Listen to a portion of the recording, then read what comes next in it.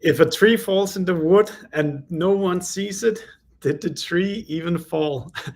This is an old psychology sentence we're going to explore today because we need to talk about content, but not just creating content, the actual discipline of getting that content in front of the right people. And to do that, I think we have one of the true masters of this discipline out there today, Ross Simmonds, joining us to walk through this topic. It's something I think have never been more important to think about if you're doing B2B marketing today, because AI is flooding the market, the feeds with more and more content. So how do you actually get noticed? How do you actually ensure the distribution of the content you put so much effort into actually reaching the right kind of people? And that's the masterclass we've promised the audience today, Ross. I'm excited for it. You can help me out exploring it. Yeah. But even though you do have a good following on LinkedIn, for those who've never heard about you before, maybe can you just give us a few minutes about your background and what you do?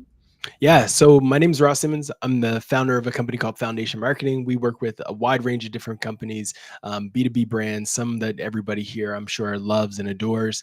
We've helped organizations ranging from early stage startups all the way through to publicly traded companies scale and develop content marketing engines that drive results. So that entails the development of strategy, content creation, distribution, optimization, all of the key areas of marketing.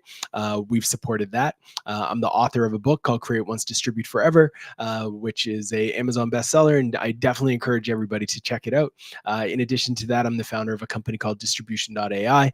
So I eat, breathe, and sleep thinking about marketing and how brands can do this stuff on a regular basis. I do keynote speeches all the time, all over the globe, talking about marketing, helping organizations better develop full content engines to drive results. So super excited to be here. I've always had a great time chatting with you and the team, and I'm looking forward to being here today. So thanks, Dream Data, for bringing me on. Thanks a lot, Ross. And yeah, I forgot to say in the beginning, if you do not already subscribe to our podcast here, Attributed, do go and subscribe to it because then the next episodes will get distributed a little bit more than this one. So do go check it out where you subscribe to podcasts. Cool. Now, Ross, maybe a soft way to warm up. Can you maybe share just some of the latest examples of requests of new clients coming into your business? What are people looking to do at the moment with content marketing? Yeah, so content marketing has definitely gone through a moment, and right now it's going through one of the most pivotal that I've seen in quite some time. There's a lot of forces that are changing in the way that marketing needs to be done. One of those shifts is the rise of AI. So because AI is now at the fingertips of every creator, every marketer, every founder, every leader, there's been two things happening. On one end, we're seeing the rise of opportunity from a production lens, the rise of opportunity from an efficiency gains, productivity gains, and a lot of opportunity for people to do things at scale that they weren't able to do before. You can see organizations and businesses creating content in the matter of seconds, which once upon a time would have taken hours to do. You're seeing content get optimized using AI at a rate faster than ever before. With all of this great productivity gains also comes an increase in the level of stress that a lot of marketers have because they're expected to do more with less, because now we all see that it is feasible to do more with less thanks to AI. So a lot of marketers are stressed. The job market is actually kind of showing, even with signals, that there's a bit of a cliff that has happened in digital marketing and content marketing jobs, where there's a lot of risk and uncertainty that is happening in the market. And with all of this, there becomes an opportunity for those who are currently looking for a long time to be in this industry and to be in this space, to really say, how can I elevate myself with AI? How can I use AI to become more efficient, to unlock new gains for the employer, for the organization that I work with, for my clients, for my customers, to really be more efficient? And more than ever before, because the entire industry is going through this, we're seeing more noise, more content being developed than ever before. And I'm sure your listeners have probably heard this idea of AI slop, which everybody is kind of talking about, which is the idea of just saying, hey, ChatGPT, write me a blog post of content about content distribution, and then Control C, Control V, they press publish on that piece. And that content is meh. It's not great. It's not ideal because it doesn't really have some of the things that actually makes up a great asset. So what does that mean to me as a marketer? What it should mean is that there is still opportunity. Yes, some companies won't see it. Some companies will lay off their entire marketing team this week and they will say everything can be done with AI and will be successful. But in reality, what needs to happen is the marketers, the best marketers, need to understand that our game in the world that we live in has changed and we have to adjust accordingly. How do you adjust? You adjust by stop thinking about marketing and content marketing in particular as being a creation game. It is not just about creating content. You have to create great content, content that stands out, content that is worth making a remark about, content that falls into the categories that I talk about in the book: educate, engage, entertain, and empower people. But then you can't just let that content collect dust. You now need to think of how you can use AI to be more efficient at repurposing, repackaging, and redistributing that content. Because now, more than ever before, the market is cloudy. The market is noisy. There's less reach on across multiple platforms. Like what you could reach on X today is not anywhere close to the amount of reach you could have had in B2B 2-3 years ago.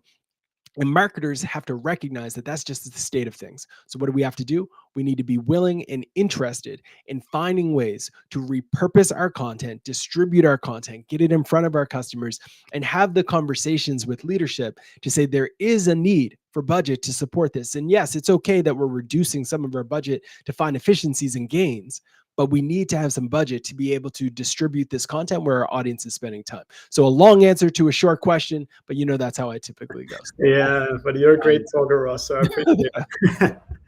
I think one of the things that we struggle with is to remain efficient and don't get kind of like I'm finding a hard time avoiding the word lazy when it comes to distribution, because it's kind of invest so much time in creating the content, and now the video snippets look great, so they get one run on LinkedIn, and then kind of they just go to the shadows on YouTube, and no one ever sees them again. Right. So I think I would just wish kind of we could up our game in terms of this content distribution, and I think it's probably the whole narrative we have around it as well. Like we need to create more excitement about actually recycling, because that's where we gain the efficiencies, because all the investment goes into creating the content, but the value comes from actually making sure that people continuously see these high quality productions you've done. So how do teams wire themselves better to, and I can almost hear the answer myself already as I'm saying. But the answer sucks, because it's really just a self-reflection on recognizing that you're holding your own self back, right? Like at the end of the day, if you agree with the hypothesis and the belief that a single post might only reach 40, 50, 500 people, and that's not enough, that's not even the vast majority of your actual total addressable market or your even followers, then there's just an internal conversation that you have to be able to say, folks, what we're doing is broken. We know that if we press publish on Monday, we're going to reach 10% of our audience. But that same audience that we want to reach on Thursday might now be there. And if we post it again, we're going to increase that to 20%. So it's simply a math game, really. It's like, folks, you are creating great content. You need to be willing to repurpose and repackage that and share more frequently than you do. And I oftentimes run into this when I'm talking to companies and founders, and I oftentimes will hear people say, yeah, but we don't want to be that guy that's always putting out content all the time, every day, like 2 posts a day. That's way too much. Nobody knows. No one knows that you put up 2 posts a day. Right? Like nobody knows, and nobody even cares in B2B. Like, let's also get that straight. As much as I love our industry and I love B2B and software, etc., no one cares. No one is actually sitting down, thinking and waiting to themselves, hey, I wonder if someone in B2B happened to put up, this company happened to share 2 pieces of content today. No one cares. No one's going to say thank you to you for not posting today either. Exactly. And the folks who I don't think there is a way with even just 2 posts a day that the algorithm would reach the same audience so many times that they would feel the need to say, I'm going to unfollow you. And because of that, brands need to be more receptive to this idea that, folks, you need to create and distribute your content. The people who are online on Monday during the day are also not the same people who are online Monday in the evening. You won't see me scrolling through LinkedIn from 5 until probably 9:30 because I'm wired in with dad life. Like, it's not happening. I'm not doing it. But if you want to reach me at 10, I might be online, right? So you have to recognize that your audience is also kind of like an onion, so to speak. And this is a Shrek reference for any other Shrek followers. But like, we're all like, we've got layers, folks. And with these layers, we have different times in which we're online. We have different times in which we're consuming content. So you as a brand, you as a marketer need to recognize that. And then you need to be committed to repurposing it. So the answer is self-reflective. You have to stop making excuses. Like, you can't continue to make the excuse. And let me be very transparent here, folks. I get busy too.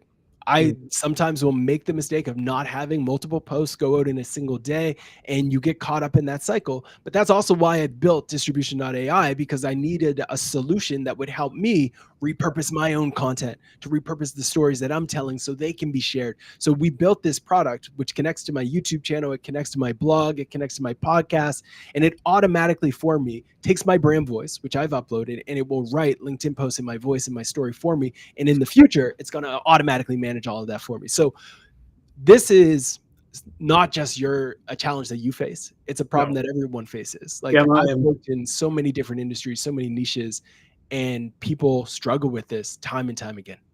Yeah, I'm thinking a couple of things. Is one that we definitely also need. One, we need if it needs to get done, it needs to be like a process that is defined somewhere, and somebody's like owning. Somebody has to own it. Yeah. And the second thing is that we also need to find or be more creative about the avenues we recycle in, because ours is like LinkedIn, Facebook, Twitter, gone. Next. Right. And like, that's not the whole internet. No.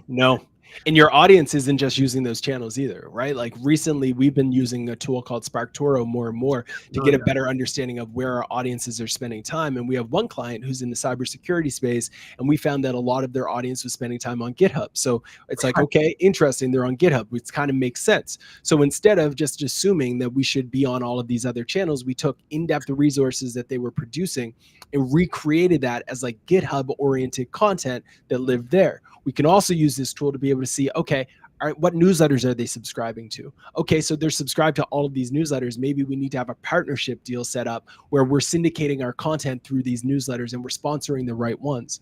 Or maybe we see what podcasts they're listening to, and we need to get the founders on these podcasts to talk about their products, et cetera. And in that podcast episode, and this is where the distribution comes in, folks, you talk about a recent asset that you've produced. You talk about how you just published a guide or a resource or some variation, and then people who listen to that podcast go and find it. So I want to go back to your comment about the system, because it is important that systems are the key, right? Like, I've been on this big kick lately where it's process, not people. The process is what's broken, not the people. So I don't think that people are lazy. I think that people just need a process to be able to do the things that matter. And then they need to be held accountable to hitting those goals that they've associated themselves with and have said, okay, that works for me. So how do you make this happen? You make this happen by stating, all right, here's what our standard is and what we expect. We expect that every month we're going to have 2 posts shared on LinkedIn, or every day we want 2 posts shared on LinkedIn. One in the AM. Chilled for what we're talking about here. Right. Yeah. Like 2 in the morning, or 1 in the morning, 1 in the afternoon. We're going to have 3 posts that are going to be shared on X every day.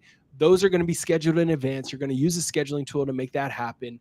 You're going to take the video content that we did in last week's webinar, and every single time that we have a webinar, we're going to share that twice in a native format with the video itself chopped up on LinkedIn. We're going to also share it on YouTube Shorts. We're going to also share it on TikTok, and we're also going to share it on Instagram Reels. Someone might say, but how am I going to create these captions? Like, what should go into this? You can tap into AI now to Mm. do this faster. And you don't need to be perfect. Like, this is the other thing. Everyone always wants to be perfect with your content. Sometimes you're going to have a hit, sometimes you're going to have a flop. And Yeah. that's okay. It's Yeah. okay to have some flops, You because if you're control flop, the input, but you don't necessarily control the algorithmic output. exactly, you can't control that. So Yeah. that's the way that I would think about it, is like, you need to set up a benchmark on, these are our thresholds and this is what we do. And So I then you gotta ask just, Ross, so you said both TikTok and you said Instagram Reels, and Yeah. we're in the B2B marketing crowd here. Yeah. Is there value there? So TikTok's showing up in the SERP.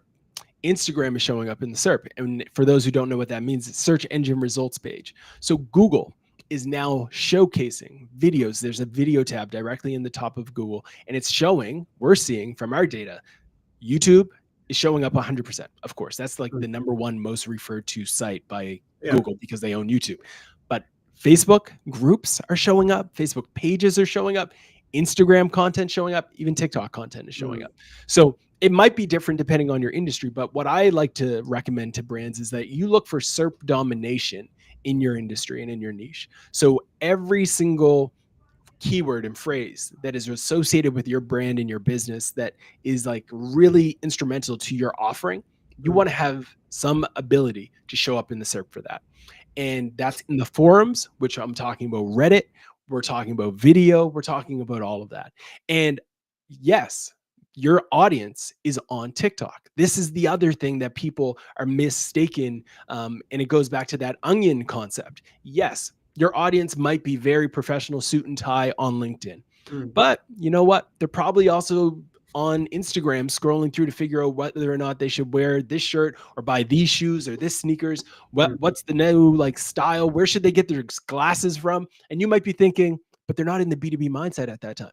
You don't need to be. The brain doesn't work that way, folks. The brain is just the brain, and you're consuming content. So if I'm on Instagram and I'm looking at recipes and things that I can cook, and then I happen to see a video from Dream Data and it's interesting, now you have my attention, right? Yeah. That's the game, folks. Like we get so caught up in this idea that B2B people are only on B2B channels. Not even close. People are making decisions less so related to like the B2B review sites and more so connected to Reddit. People are going to Reddit today and they're going to ask, what is the best solution that I should use to be able to understand whether or not my ads are driving conversion? And you should show up. Like these are conversations that B2B marketers should show up for. But are they today? Not really. It doesn't really happen. Supporting you, Ross. Ross doesn't need my I love it. But I see the same thing. 100% brands should be thinking about TikTok Reels and Shorts, especially long form YouTube. Yeah, I couldn't agree more. The same way, like, I don't know how old everybody is, but for me, I'm a bit out there. When I first, like 10 years ago, I can remember going to YouTube. It was longer than 10. It was like 15, 18 years ago. I went to YouTube and I learned how to tie a tie. And that was like a huge unlock for me because my dad and my mom were away, and I was like, I can't go ask dad how to tie a tie. I got to go to YouTube. YouTube taught me how to tie a full Windsor. And I was like, great, this is amazing. The same way that I did that from a consumer lens back then, people today are doing B2B, like instructional content that is informing how they do things. So if I want to understand today how to set up a new campaign in this tool or that tool, I'm going to YouTube to teach me. And then I might hit that 2x button and just like go through that really quick because I'm a maniac who likes to listen to content on 2x speed. But like that's the approach that a lot of B2B buyers are taking. But again, we're still sleeping on the power of YouTube and the power of these video content assets. One of the things that we've been doing with a lot of our partners, especially in B2B, because we're always slow to the game, is we've been taking a lot of their content and optimizing the thumbnails, because B2B for some reason still doesn't understand that thumbnails matter. So we've been going through that process of improving their thumbnails, improving their the titles, the show notes, the descriptions to be optimized for YouTube in the way it should. Because most view YouTube as just Ross, how much. So I know algorithms work a bit differently and people behave a bit differently on all these platforms. Right. How much platform specific customization do people need to do? Right. So the differences with across the platforms is real. So when I'm on TikTok, what I'm expecting is very different from the type of content that you find on YouTube. So Yeah, on YouTube, you're typically in a search experience. So you're trying to find something. On TikTok, you're in a discovery experience. So you're looking to be entertained. You're looking for the algorithm to know you enough to like serve up content that you want. So if you're thinking about your content on TikTok, it needs to punch people in the face in the first like 3 seconds. You need that type of yeah, content. But when you're on YouTube in particular, you can have content that really is more so like it's educational. I've intentionally committed to watching this content and I want to be taken on a journey. That's why like keynotes work well on YouTube. Podcasts, long form work well. TikTok wants the like you need to hit people in the face really quickly. yeah, Instagram Reels is kind of a similar model as TikTok, but I would say like you have a little bit more leeway yeah. with the education because people are using search to find things that are relevant to them as well. You must get this a lot from your clients then, like, I completely agree with you. But how do we execute on this? Because that seems like a lot of work having to deliver on Yeah. all these like modifications depending on where you are. Yeah. It can be difficult, but it really comes down to structuring and building a team to execute it. So some organizations will look at it and they will say, okay, we're going to build this in-house and we're going to run it through our team. And in that case, you're just hiring people to own certain channels. So someone could own video and that's like the medium itself. And your video lead is going to oversee that and they're going to really support the ongoing development of video assets. However, with some clients, they want to outsource it entirely. And then we go out and we source a bunch of video creators and people who create the videos on their behalf, Yeah, UGC style. They're developing that content, they earn their products. They're creating talking head videos, instructing people on how to do this, that, and the other thing. They're creating that content on their behalf. We're managing the upload and the like optimization piece. So our team takes on that like extended marketing team support engine for them. Some teams are scrappy though, right? Like some teams are early stage. And my dad always had this one simple piece of advice that I would give everyone. And that is it's better to have one good kid than two bad. And when it comes to distribution, it's the same thing.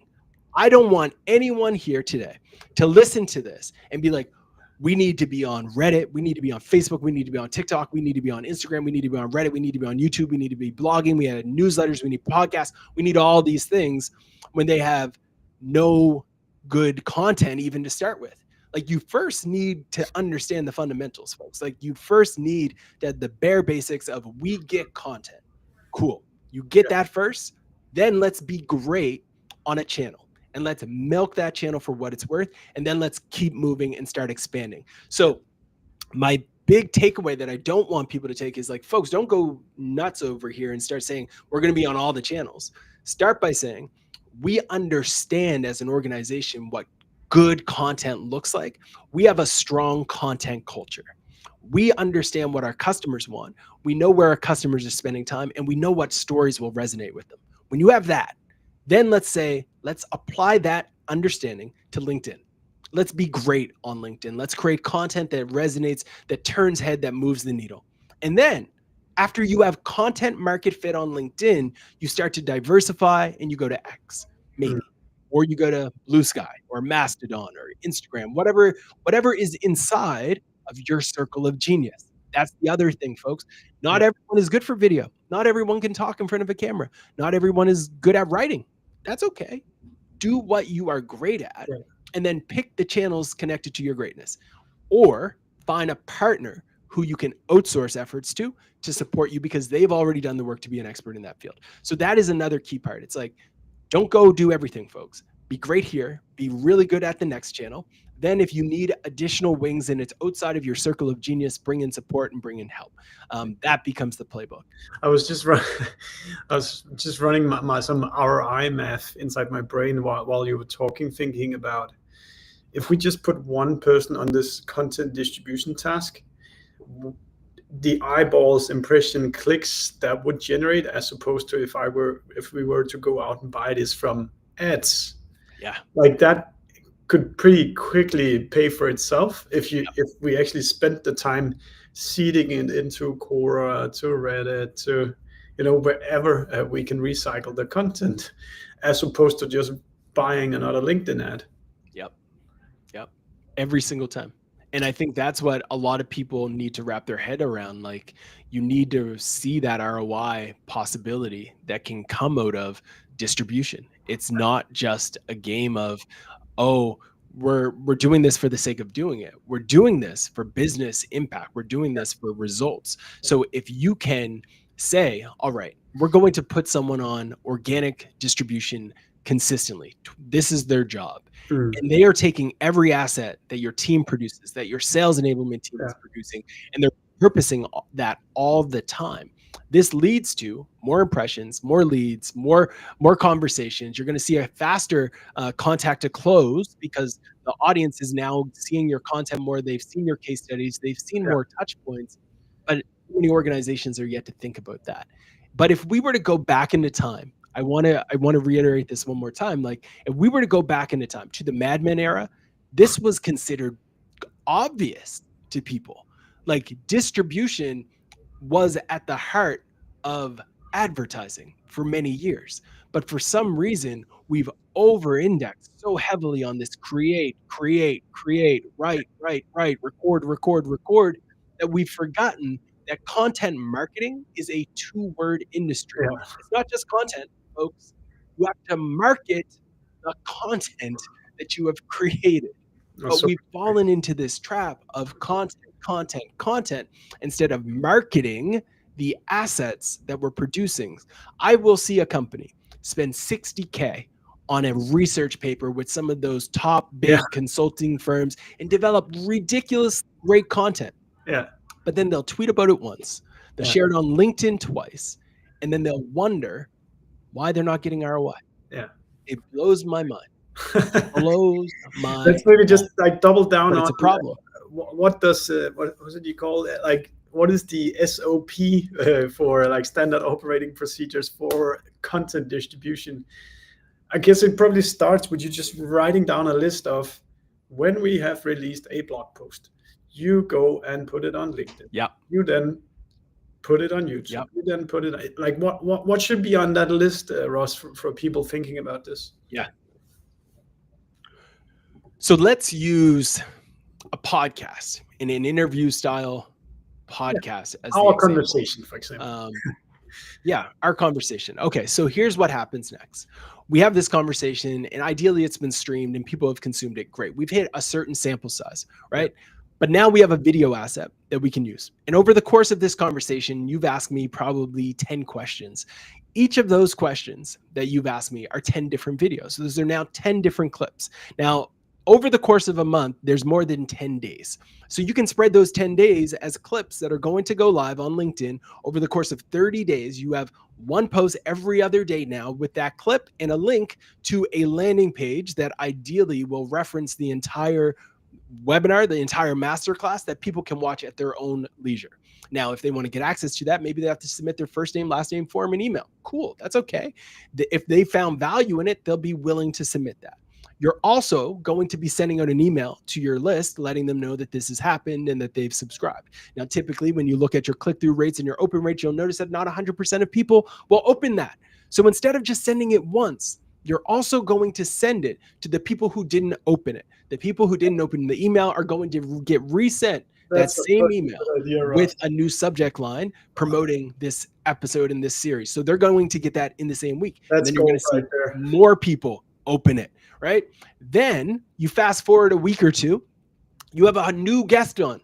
In the PS section of your email, you're going to say, PS, did you happen to catch the episode that we did with Ross Simmonds a few weeks ago? This is something that you might want to check out. So now you've gotten multiple touch points via email directly. If you have a sales team, you're going to send it to your sales team, ask them to make sure that they're nurturing any lead that has been thinking about this, and it might be a good touch point for them. That's an easy script that you can write for them, tell them to use it as a nurture.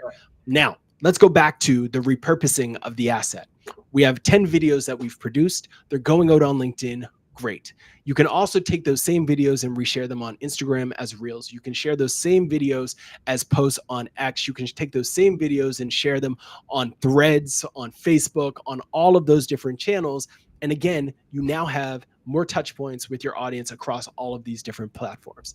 What's also opportunity is if you write a blog post that breaks down this checklist, the thing that I'm talking about right now, and you just took the transcript, you take the transcript at this moment and you upload that to ChatGPT and you say, ChatGPT, create a checklist that breaks down what Ross talked about at the 30-minute point within this webinar and create a little asset for me. You then write that into a blog post, you describe it, you articulate it, you embed this clip at the top, and then you submit that to Reddit under the R marketing or R big SEO subreddit, whatever. Hey, we just had Ross Simmonds on our podcast and he shared 20, 30 distribution techniques that you should check out. I've listed them below, but you can also check out more on our blog post because Redditors don't just want a link. They also want you to add value directly in the feed. People can click that, then they see your content. You've now distributed it to Reddit, which is the second most popular website in the US right now, which is wild just to think about.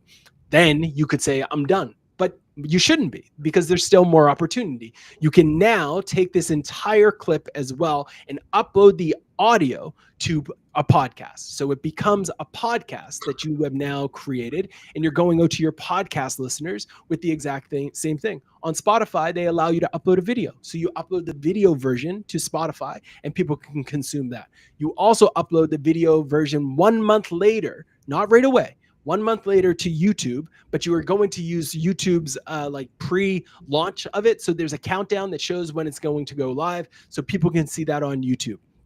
You're not just going to press publish on YouTube though and call it quits. There's a share functionality in YouTube that will allow you to repost that content directly to your YouTube feed. So you're going to amplify and promote it like that as well. Once all of those things are done, you could say, I'm done. This is great. We're wrapped. Or you can say, maybe I should reach out to a few of my friends who have a newsletter and tell them that they should plug this. And maybe I should offer them a couple dollars if they're interested for a sponsorship so they can feature this in their newsletter for the next few weeks.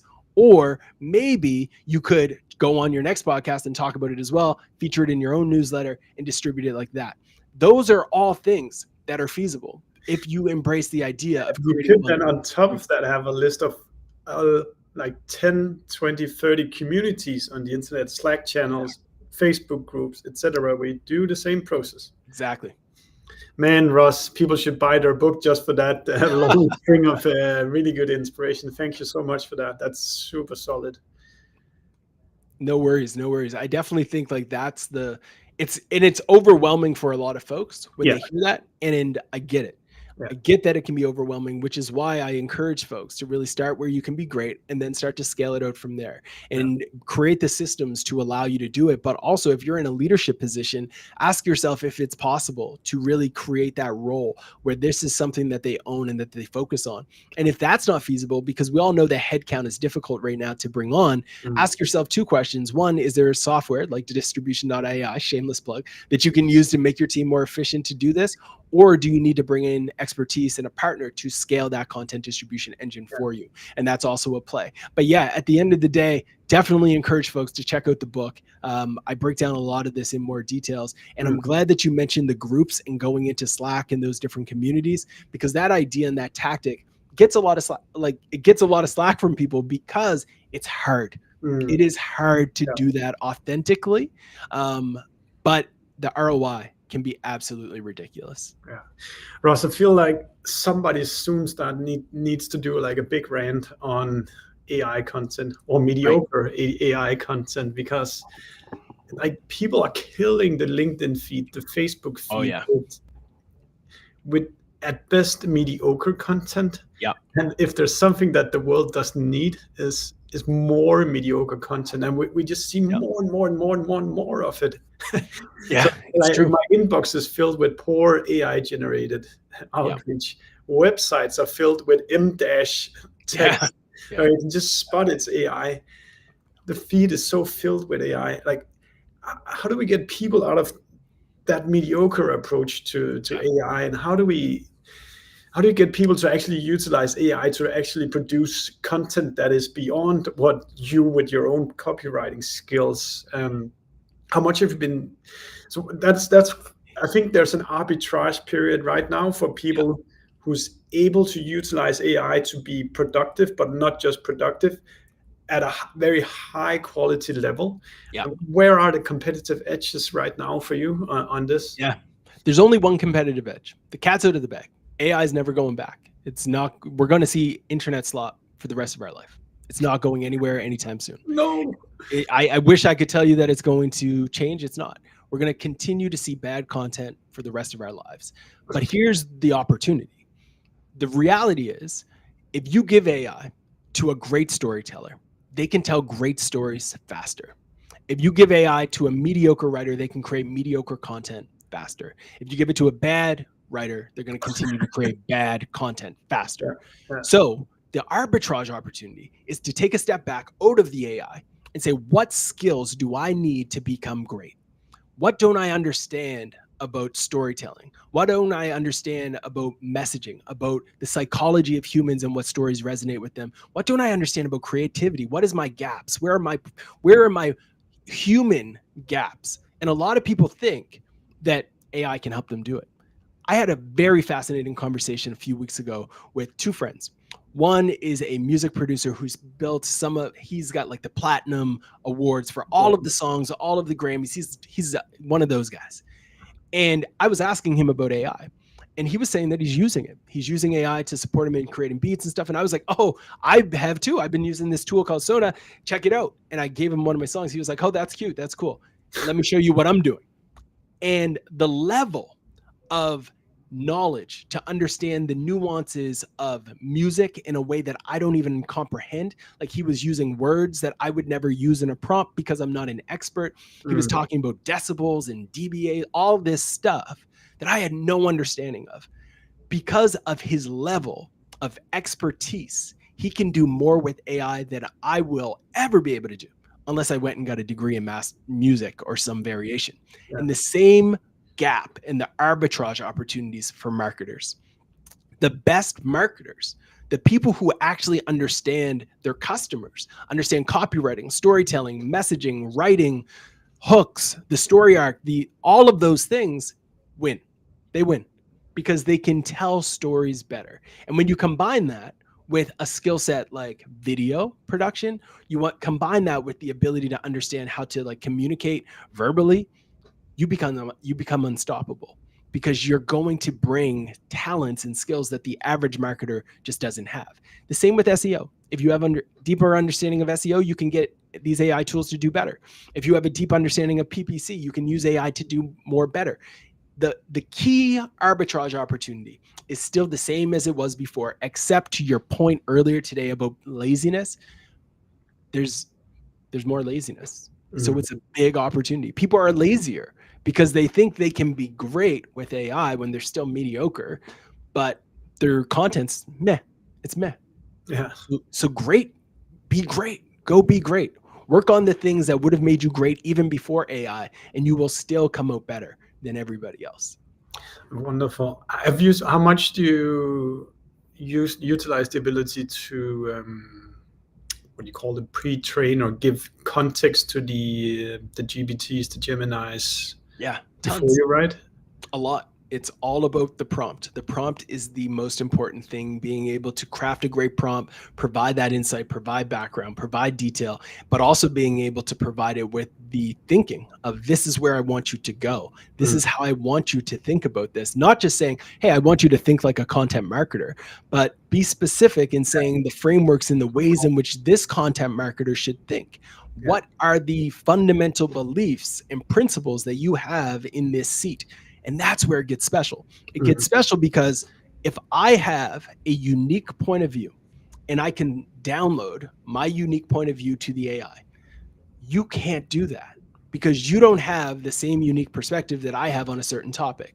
The same way, if I have unique data, if I have unique perspective and beliefs or frameworks or creative thinking around an opportunity or a message, no one else can replicate that. So I can use AI to augment my creativity and my unique perspective and life experience, but I am not allowing the AI to replace that.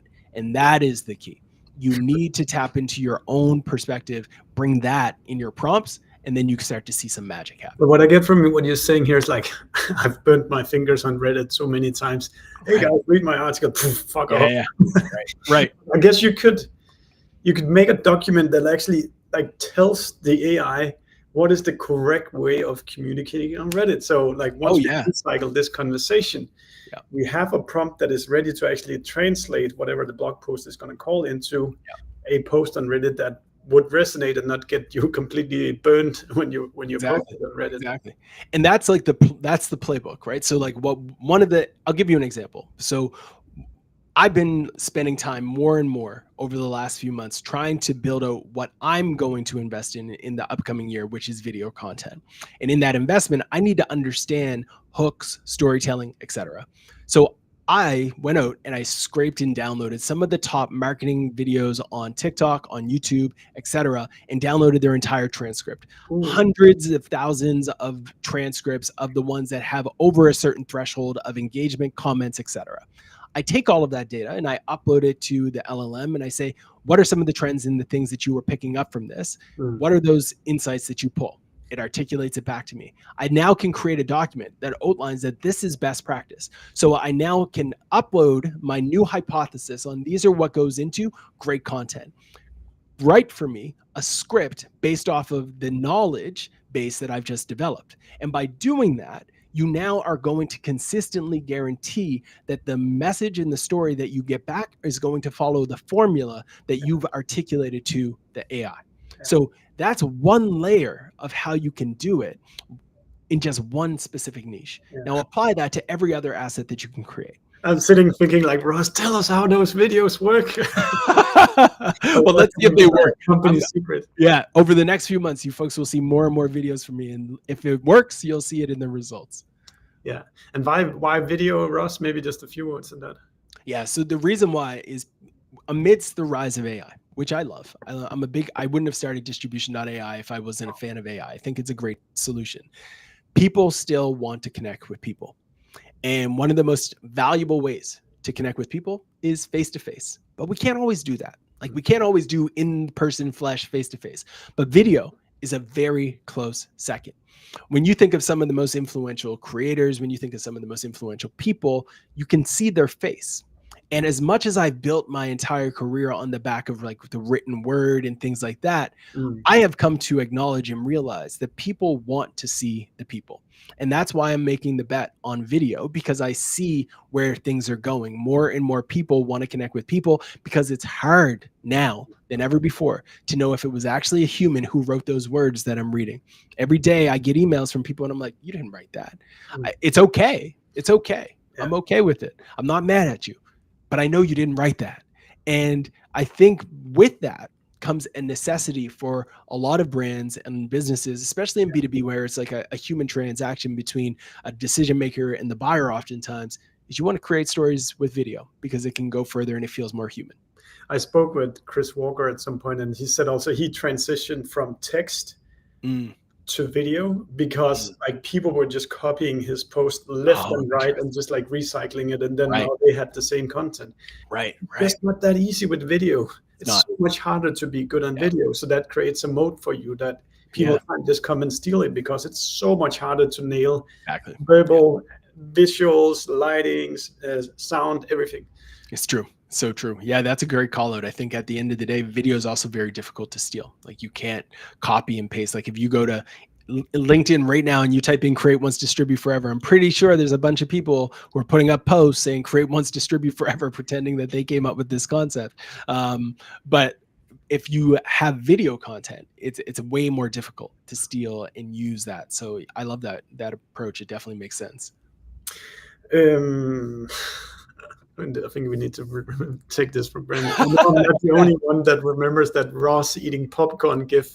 Yeah, it's funny. I remember when I do this a lot. I have a bunch of GIFs that I've created, or GIFs, depending on who you are. I'm a GIF guy.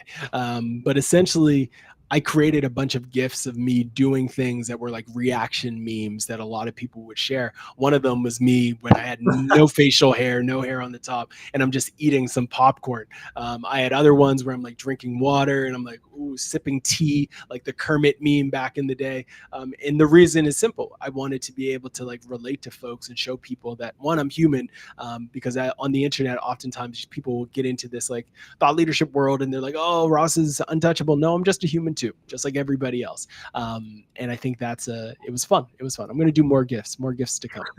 So I look different now. Ross, I don't know if you want to spill the beans, but are there anything where you see kind of cutting edge right now, or where you see like really good return on activities? It can be small hacks, platforms. Yeah, I'll give you one. Let me give you one. And this is don't tell anyone else than me then. Exactly. So everyone's sleeping on Reddit. And I know I've been preaching Reddit is this and that and the other thing. And organic social on Reddit is booming. Content marketing on Reddit booming. All of those things are true. But here's the thing that I think every B2B brand should do, and it's low cost, low opportunity, a high opportunity. Install the Reddit pixel on your website. Install the Reddit pixel on your website to run remarketing against anyone who is actually visiting documentation pages if you're technical, because your technical audience is on Reddit. So stop pretending that they're not. They're there. They're using Reddit on a day-to-day basis. So you run remarketing ads against documentation if you're in the technical lane. You run remarketing ads against your pricing and bottom of funnel pages if you have case studies, etc. And you stop pretending that type of a cost per click, which is going to be lower than everything you're going to see everywhere else, doesn't matter. Your audience is using Reddit, folks. They might be landing there through Google, but they're there. So by running remarketing ads, you can limit your fear because you're only going to reach the people who are visiting your site. Yeah. Low hanging fruit. Massive, massive opportunity. It is the #2 most visited website from organic traffic in the US. Why are we sleeping on this giant? It makes absolutely no sense to me. I'm thrilled to have partners who have trusted us to set this stuff up, and we're running these ads and seeing great results for them. But folks, there's your free advice for the week. Remarketing, pixels, Reddit, ads, low risk, huge opportunity. Stop sleeping on it. Boom. Super nice. Can you maybe just give us 2 minutes on what works on Reddit then? Because I failed so many times. I know you'll do better than me there at least. Yeah. So if you want Reddit to work, you have to treat it like a Redditor. You can't go into Reddit and wear the corporate suit and be like, I'm exclusively here to get traffic and to get visits to my site. You have to go on Reddit with the intention of adding ridiculous amounts of value every single day. You're not going into Our Entrepreneur and talking about your product every day.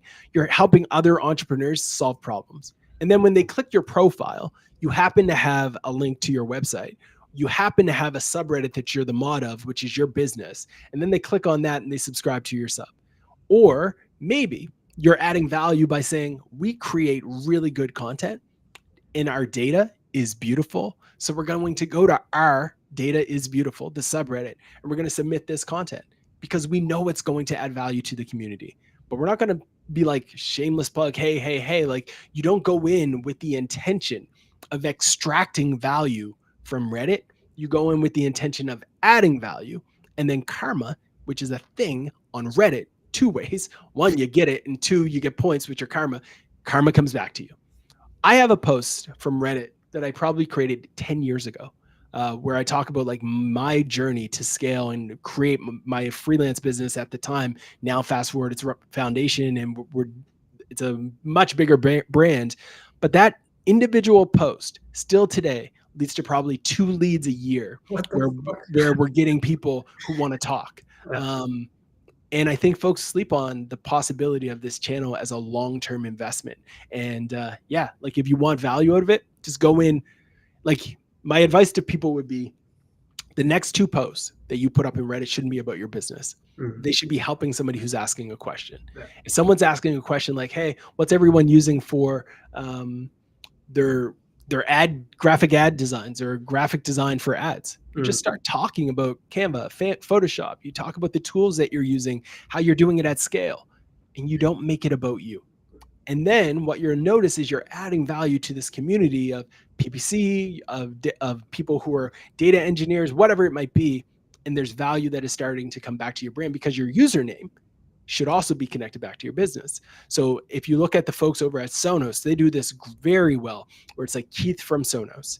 So every time someone's talking about Sonos, Keith from Sonos shows up, and the brand recognition is starting to play, right? And that's the strategy, and that's the approach that more brands need to take on Reddit.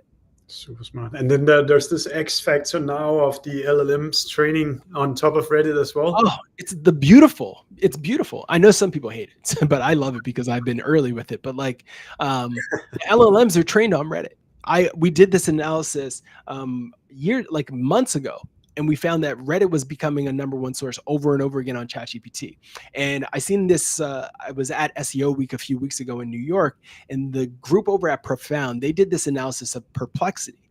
And what they found was that Reddit was the #1 source for queries associated with any question in perplexity.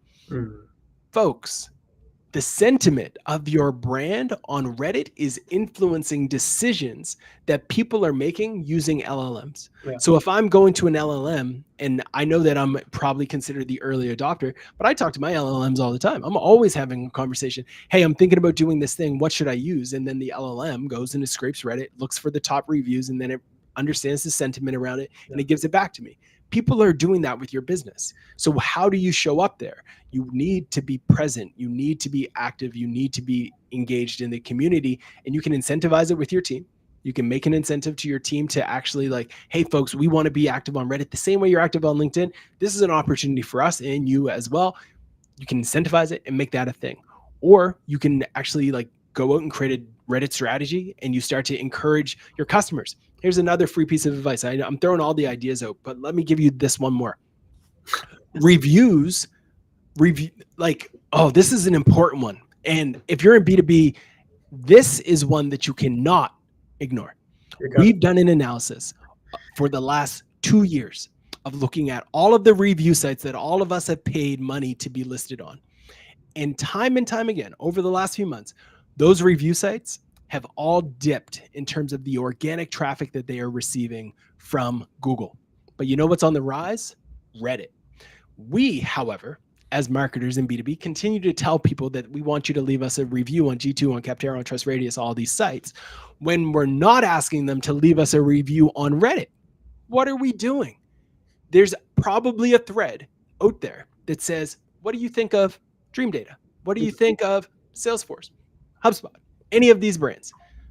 But instead of telling people to go to that actual Reddit and leave a review, we're asking people after they are happy with us to go to these other sites that nobody actually trusts anymore. That's funny. What are we doing? What are we doing? What are we doing? So there's your free tip. Someone. Fantastic, Ross. This has been completely incredible. And I think I've taken so much value away from this. So thank you so much for spending the time. Thanks. We could have did this for another hour, but I hope folks got a lot of value. You did do some blogs under the way, but if people do want to continue to listen and talk with you, Ross, what is the right path to take? So I have a podcast called Create Like the Greats. People can subscribe to that. Check it out. I'm always there. But also, if you're interested in learning more about me, I'm on all the platforms. Connect with me on LinkedIn. Find me on YouTube. Hit that subscribe button. And yeah, thank you for having me on. Definitely check out the book if you want more on distribution. Check out distribution.ai. All the call to actions, folks. I would love to connect. I love seeing folks do great work, and shout out to you, the entire Dream Data team. I love what you folks have done for the industry over the last few years and continue to do. Can't wait to see your next billboard as well in New York. So it's coming up in 2 weeks or something like that. So let's see. I'm going to try one thing now before we end that I got from Morgan Ingram last week. Cool. Here's a QR code where you can go and subscribe to this podcast. So take out your phone, take a photo of that QR code, head to either Spotify or Apple and subscribe to the podcast. And I hope to see a spike after this session is done. Thank you so much, guys. Everybody, thank you so much for listening. And Ross, thank you so much for spending the time with us. You can count on us trying to redistribute this and trying to piggyback on your network when we give you all the great videos